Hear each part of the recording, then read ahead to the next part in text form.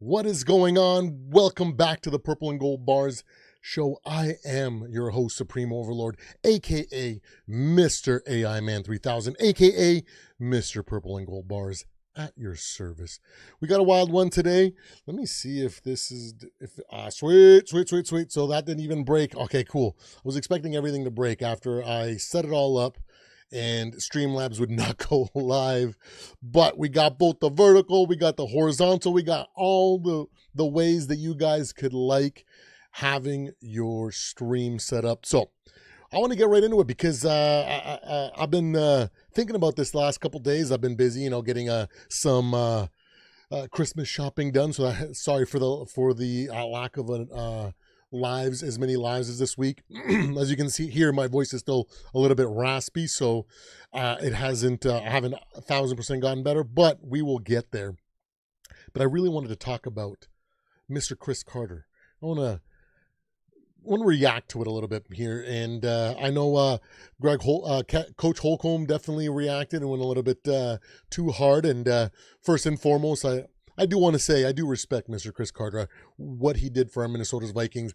He was a solid possession receiver, and it is what it is. Sometimes you forget the hardships that you kind of started your career with and almost became a nobody.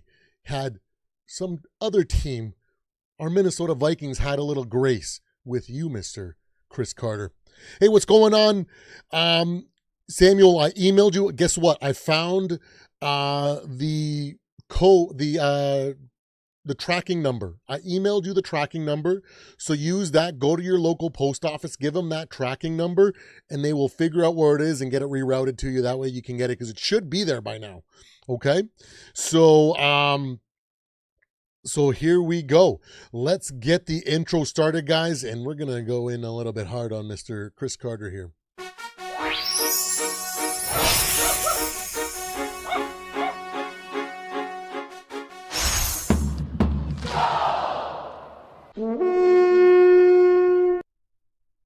Let's go, ladies and gentlemen. Get the intro out of the way. But this started with Emmanuel Acho pointing out something that is very obvious about Mr. JJ McCarthy, okay? Young man, 22 years old. The guy's got the clutch gene. He has the ability to put on the cape and the willingness to put on the cape and do everything in his power to win regardless of how bad the game's going. We've seen legendary quarterbacks do that time and time again. Do you guys remember a game where a certain somebody was 28-3 and everything wasn't going right and they had to go, turn things around no matter how bad the first part of the game was, and something miraculous happened? It's as if he was able to put the cape on and put the team on his back, and that's something that not a lot of quarterbacks have in this league. Mainly, the guys that I've been talking about and highlighting, Mr. Sam Darnold, Daniel Jones, in our division, Mr. Caleb Williams, as well as Jared Goff, this generation's Phillip Rivers. You know what I'm talking about? So I wanted to kind of react to this because Emmanuel Acho does make a great point here. JJ McCarthy does have the clutch gene. Regardless of what you want to say, he has it. We've seen him come away with clutch plays in certain situations, especially against that Lions game where it wasn't pretty either. He was probably like a 40%, 45% efficiency that game. And he's been playing at around 30% ever since. And guess what? He almost brought it back against the Ravens. And he came away with a touchdown drive against the Bears. If only the special teams and the defense were able to hold up, that probably would have been a comeback win for him. But, it looks like Cris Carter, woke up on the wrong side of the bed that morning because he says, "Did you watch the first 59 minutes? Yeah, we did." And that's what happens when a rookie quarterback is in his 5th game starting. Like, a little bit of grace. Remember the team that gave you some grace, Cris Carter, and took you after you got cut from the Eagles for being a freaking a user, a drug abuser, from your own mouth and your own admission, right? Let's take a look at Mr. Cris Carter's, what happened to him, and let's look at his early career. Let's put that away. Let's check out his Wikipedia here. Let's talk about his first 9 games in the league as a Philadelphia Eagle. He came away with 5 catches, 84 yards, and 2 touchdowns. Ooh, wow, he was clutch then. He was the guy, he was legendary in his first 9 starts. Man, you could definitely see it right there and then that he was going to be a Hall of Famer, right? Oh, man. And then, in year 2, got a little better. 39 passes for 761 yards and led with 6 scoring receptions. Ooh. He became the Eagles' primary red zone threat. Wow. And then what happened shortly after the end of his second year? He had a falling out with Coach Buddy Ryan because he was a surprise cut going into that preseason. And Carter himself, Mr. Cris Carter himself, admitted that he was released because of his abuse of alcohol and drugs, including large amounts of ecstasy, cocaine, and marijuana. What if people were as harsh on you, Mr. Cris Carter? What if our Minnesota Vikings didn't show you some grace and look at you and go, hey, you're just a young kid trying to figure it out. You make mistakes. You're learning. You're growing. Maybe we'll take a chance on you. What if nobody took a chance on you because they're like, this kid's a drug addict and a loose cannon. Let's just cast him aside. You'd be a nobody right now. Yeah, that's right. You'd be a nobody, Cris Carter. But guess what? By the grace of God and by the grace of the Minnesota Vikings organization, you got a second chance. And what did you do with that second chance? What did you do after you realized you had to overcome the stupidity that you had as a young player? You became a legend. And after 5 games, not even the full 9 games like you experienced and came up with 84 yards on 5 receptions, pure scrub numbers by your definition. Did you see the first 9 games of your career, Cris Carter? Did you forget those? Absolutely. You know what? And I will say, I respect Cris Carter for what he did for us. I went back because I didn't start watching fully a Minnesota Vikings season until the first season of Brett Favre's season, 2011, I think. The first 2 seasons that I watched football, I didn't really have a team. I just knew that I was introduced to the league by a college friend that said, hey, you're into MMA, you're into boxing, you're into contact sports. How come you're not into football? And I'm like, oh, I don't know. I thought it was stupid growing up because how are you going to sign up to get beat down or get hit? That sounds stupid to me. But then I grew up and then I was like, hey, let me check out this video that my roommate was showing me. And I was like, whoa, Adrian Peterson, half man, half amazing. Woo. And then I was all about just football in general, trying to figure out my ways as a fan. I basically just watched the superstars. I'm not going to lie. I was like Julio Jones, Peyton Manning, Tom Brady, Adrian Peterson, LaDainian Tomlinson, watch the big names because I didn't know who to cheer for. I didn't really even know what I was watching yet. And then when Brett Favre took over, I knew Brett Favre was a thing because back in 96, I actually was a young high school boy and a neighbor of mine invited me over for a Super Bowl party, which was Green Bay Packers versus, I forget who they played, but I remember that Brett Favre was the guy that led that team to a Super Bowl. And then in 2011, when he became a Viking, I was like, ooh, I'm going to have to pay attention to the Vikings this season. And alongside Adrian Peterson and everything that happened, I was like, wow. And then slowly and surely, I became a Vikings fan. So I did my due diligence. I went and researched. I learned about Alan Page, the Purple People Eaters, Fran Tarkington, Cris Carter, Randy Moss. I learned about all you guys, and I grew appreciation and respect for you guys for what you did in a totality. Did I go back and go, a 4th-round pick? Man, the Vikings should not have taken a chance on him. And if I would have had my way, I would have seen the scrub that he potentially was. Not 5 catches for 84 yards in his rookie season. That's garbage. Why did we even bother? No, I said, wow, look at the totality of his career and what he was able to do from that crappy first season that he had and to what he actually became.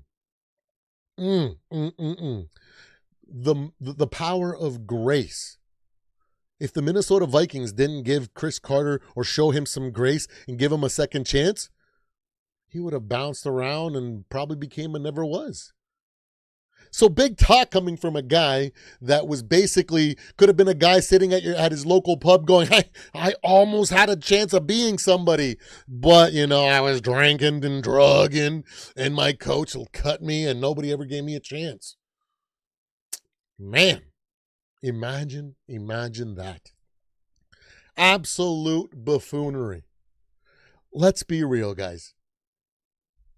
JJ McCarthy has what every freaking everybody wants to see in a quarterback. The thing that Baker Mayfield has, the thing that Peyton Manning had, the thing that Eli Manning had, the thing that freaking Tom Brady had. The ability to freaking put on the cape and say, you know what? I don't care what happened the first 59 minutes of this game. Right now we have a chance to win, and I'm going to pull it out of the fire. What more could you want? Yeah, he's growing. Yeah, he's developing. Yeah, he's got a lot of things to overcome. But just like the Vikings showed you some grace, you should give the same grace to the rookie now and at least wait until he's played a full freaking 16 games, or at least a big enough sample size to go, hey man, wow, unbelievable. He had such a rough start to his season, and now look at the last 2-3 games where it actually started coming together, and look how awesome he's looking now that we can see what it's like when his clutch gene takes over after he's played a great game or even just a good game.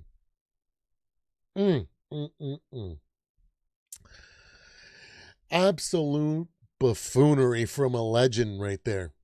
Imagine if he got blackballed after the Eagles cut him and they were like, hey, don't even bother with this guy. He's got a big mouth. He doesn't respect authority. He's a drug addict. He's a drunk. Let's just ignore him. What would you have been, Cris Carter, had nobody shown you some grace? Like you seem to forget. It's easy to forget and show some humility and some grace when you're this far removed from your career and you're driving around and you got freaking tons of money and you got your freaking fancy cars and your gold jacket. It's easy to forget where you came from.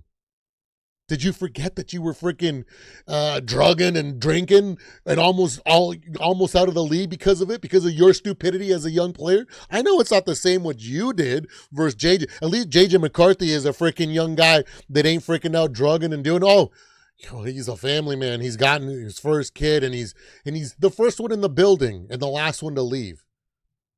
The guy that's got a work ethic that's clearly better than yours because he has done a lot more in his first 5 games than you've done. Did you go beat a division rival twice in your first 5 starts? 4 starts, I think it was. I don't think so, man. You put up 5 receptions for 84 yards. So how about you realize that you should probably show the young man some grace? Because that's what the Vikings organization showed you. And you sound like a freaking fool when you say stupid stuff like that. You know what? Emmanuel Acho has a good point. Yes, JJ McCarthy has the clutch gene. It was an incredible struggle fest the entire time. Thank goodness he has a solid team around him that kept it in close enough for him to actually make that comeback. There you have it, ladies and gentlemen. I wanted to get a last minute live for you in here today on Friday after spending the whole day doing some Christmas shopping. Got to get these things done. Family first, you know what I mean? So I hope you guys were able to, I hope you guys enjoy. Don't forget to hit that like and subscribe. We are on the road to 500 subscribers. I hope to get there by the end of the calendar year. Tomorrow, I think I'm going to do a bunch of hot take reviews. I'm going to get a couple maybe in the morning, and then after I have an appointment here at 2 p.m., maybe in the evening, round out a bunch of stuff because we don't have the Real to Sports podcast. We are on a hiatus for the next 2 weeks because the host is going to the Raiders game, and then Thanksgiving the following weekend. And we want to make sure that you guys are focusing on family. Don't feel obligated to come join in a random football talk. Plus, all the guys other than me are in the States. So I had my Thanksgiving back in October because us Canadians have Thanksgiving in October. Pretty weird, huh? But anyways, guys, I really appreciate you guys. I love every single one of you guys, even you, Cris Carter. Even though you've forgotten where your roots came from, not a good look. I hope you guys have a wonderful day. Take care and have a good one. Love you all.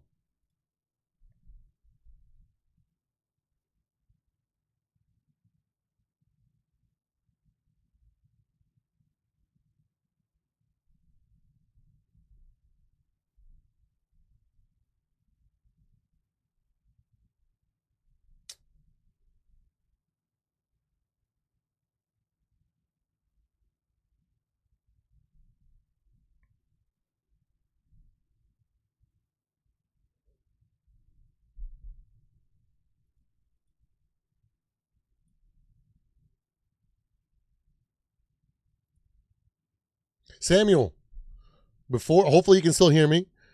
I'm gonna go to the post office and find out what it is. I need you to email me your correct address because I think that was the problem. They were having a hard time finding it because I think it was a little bit off from what you sent me. I'll email you as well.